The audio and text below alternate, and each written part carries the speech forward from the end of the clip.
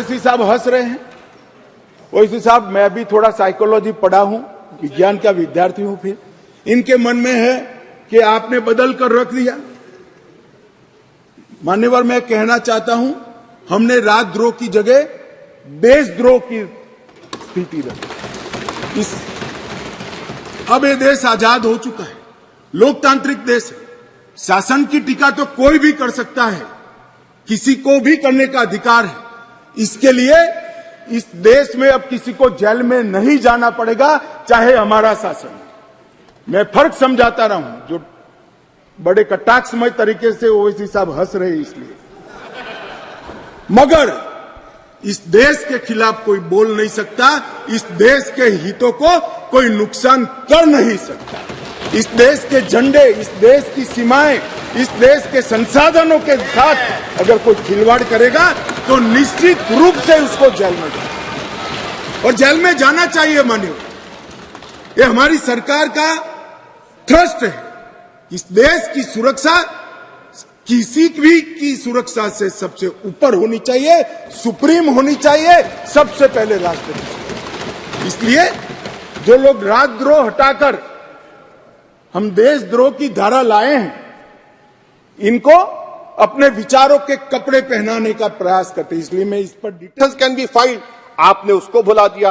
अच्छा सर, अब आप एक और बात देख लीजिए। क्लॉज 479 में ये कहते हैं कि अगर कोई डिटेंशन पीरियड अपना 1/2 ऑफ द क्राइम जो ऑफेंस का पूरा कर लिया तो उसको बेल मिलेगी।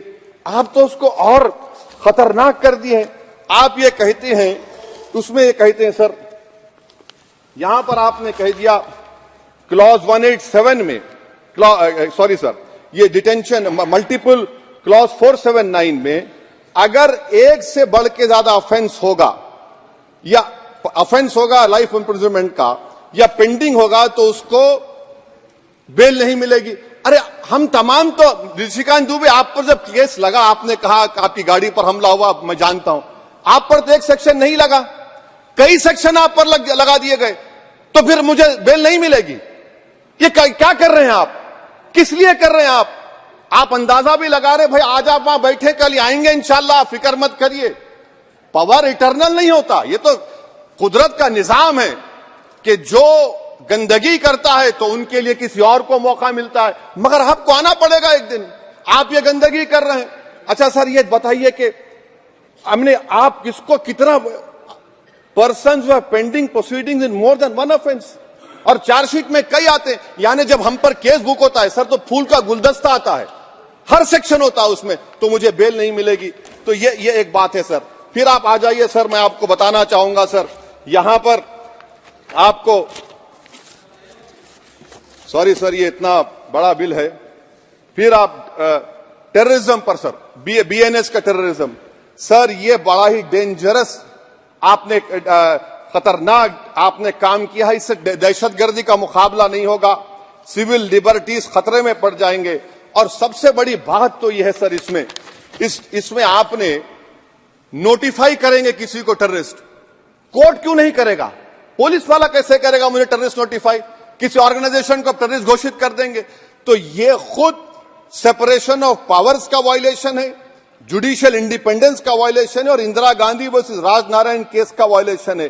तो ये मोदी सरकार जुडिशरी के पावर्स को छीनकर खुद जज, जूरी, एग्जीक्यूशन बन रही है।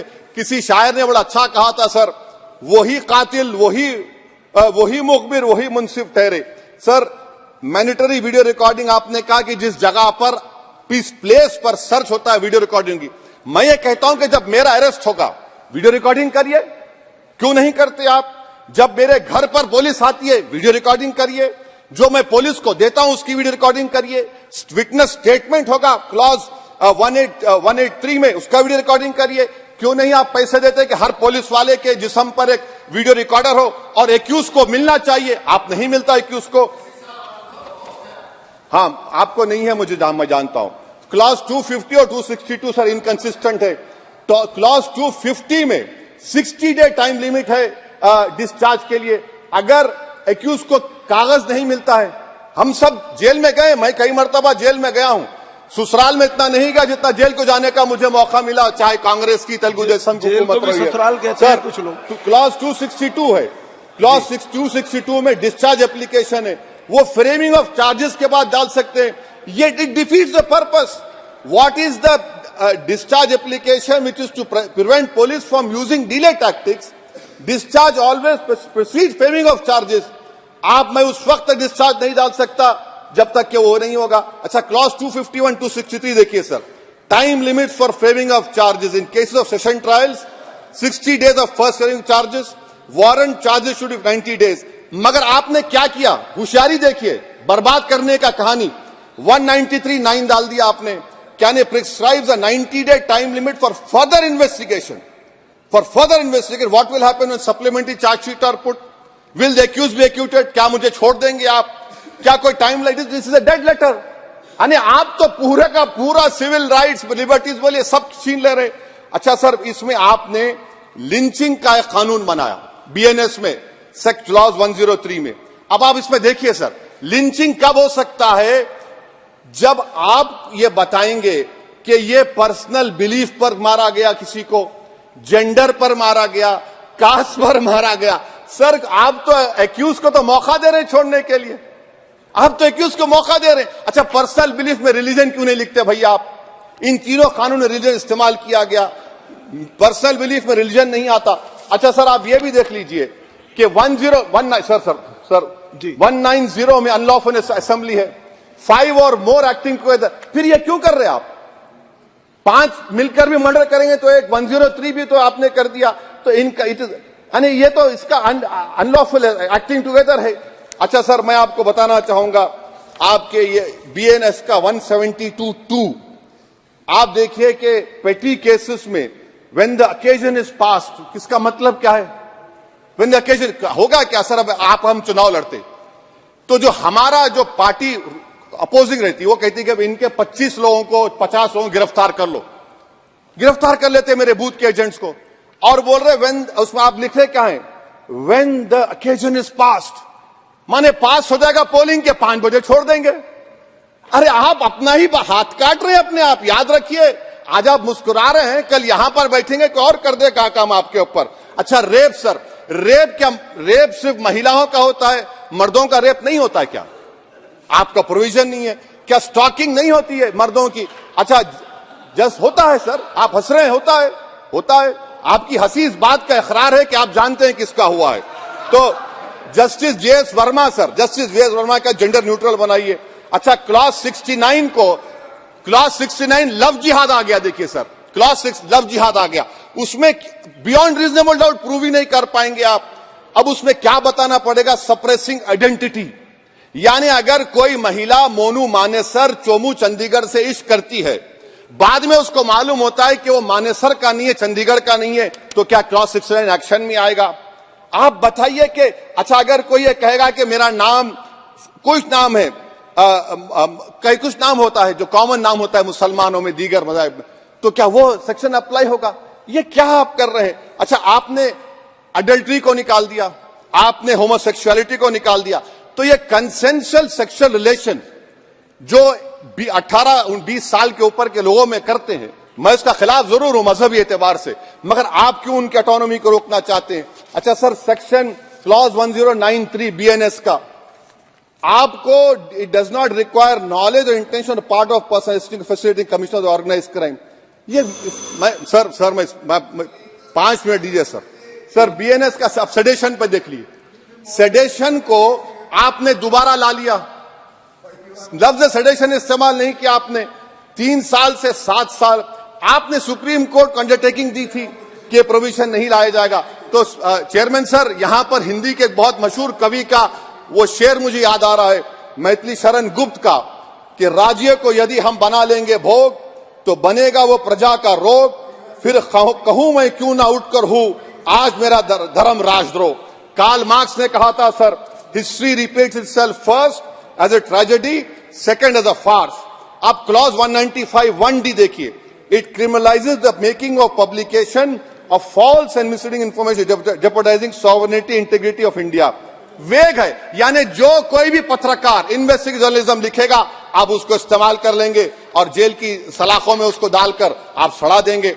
सर, मैं आपको और एक बात बताना चाहूंगा कि रैश एंड नेग्लिजेंट एक्ट जो आईपीसी में था 2 साल थे 304, आप उसको बढ़ाकर 5 साल कर दिए 1061 में BNS 1 में। और rash and negligent driving 304 IPC में था 2 साल की सजा थी, आपने 10 साल कर दिया। यह क्रिमिनल ज्यूरिस्प्रूडेंस का हिस्सा नहीं है। अच्छा, क्रिमिनल ऑर्गेनाइजेशन उत्तर प्रदेश में यूपी गैंगस्टर एक्ट में एक चार्जशीट में गैंगस्टर एक्ट लगता। सर आप बताइए फिर यूएपीए का क्या होगा, पीएमएलए का क्या होगा, महाराष्ट्र मकोका क्या क्या होगा, गुजरात के कोका क्या क्या होगा। आप ये सब कानून रख रहे हैं और एक पुलिस वाले को आप ये तमाम कानून की इजाजत देंगे। याद रखिए, जिंदगियां बर्बाद करने का काम आप कर रहे हैं और सबसे बड़ा इसका नुकसान होगा। किसका नुकसान होगा? दलितों का, मुसलमानों का, आदिवासियों का।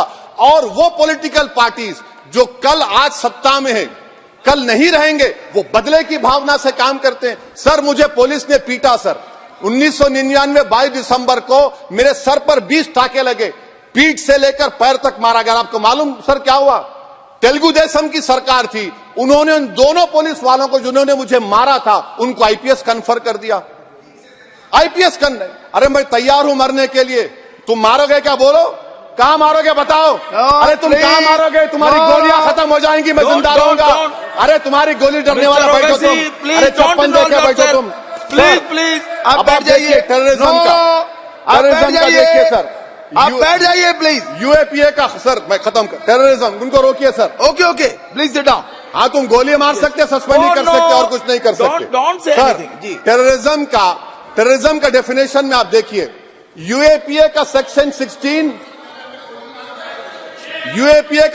16 क्लॉज 113 में आ गया। यूएपीए का सेक्शन 15 क्लॉज 131 में आ गया। देख लेंगे उसको, देख लेंगे। यूएपीए का आपत्तिजनक अंश निकाल दिए जाएंगे। यूएपीए का क्लॉज 18 में 113 4 में आ गया। यूएपीए का क्लॉज 18 113 3 में आ गया। यूएपीए का क्लॉज 20 113 5 में आ गया। यूएपीए का सेक्शन 19 113 6 में आ गया। अरे भाई साहब फिर क्या बचा है? आप यूएपीए से, मकोका से, गुजरात कोका से, पीएमएलए सब ला लिए। तो स्पीकर सर, मैं अपनी बात को खत्म करने से पहले मैं उम्मीद कर रहा था कि मैंने वजीर दाखिला का एक स्टेटमेंट सुना था अमित शाह साहब का कि जो वो जब गुजरात के होम मिनिस्टर थे तो उन पर जुल्म किया गया, करोड़ रुपया उनको दबाया गया बाहर देशों में। मगर हम ये समझ रहे थे कि जिस शख्स पर नाइंसाफी हुई है, जो वो क्लेम कर रहे हैं, स्टॉक मार्केट तो कम से कम वो दूसरों से नाइंसाफी तो नहीं करेंगे। शेयर्स की आप क्या कर रहे हैं? अरे ऐसे हजारों लोग हैं जिन पर जुल्म हो रहा है, ना उनके पास दलील है, ना उनके पास वकील है, ना उनके पास आजादी है। तो ये तीन सर मैं आखिर ये तीनों कवानीन हमारे मुल्क की जमहूरियत के लिए इन गरीब तबकात के लिए नुकसानदेह साबित होगा। और ये सरकार को मैं चार्ज दे रहा हूं, किया जा रहा है। आप चेक रिपब्लिक में निखिल गुप्ता बैठा है, लेके आओ ना उसको। कर्नाटक कुलभूषण यादव पाकिस्तान में बैठा है, लेके आओ ना। कतर में हमारे फौजी बैठे, लेके आओ ना उनको। अरे कहां तुम्हारी देशभक्ति है? अरे निखिल गुप्ता को लाओ, इस कानून में इस्तेमाल करो। मगर वो नहीं बोलेंगे। मैं इस कानून के मुखालिफत में खड़ा हूं जो भारत की जमहूरियत के लिए खतरा बने।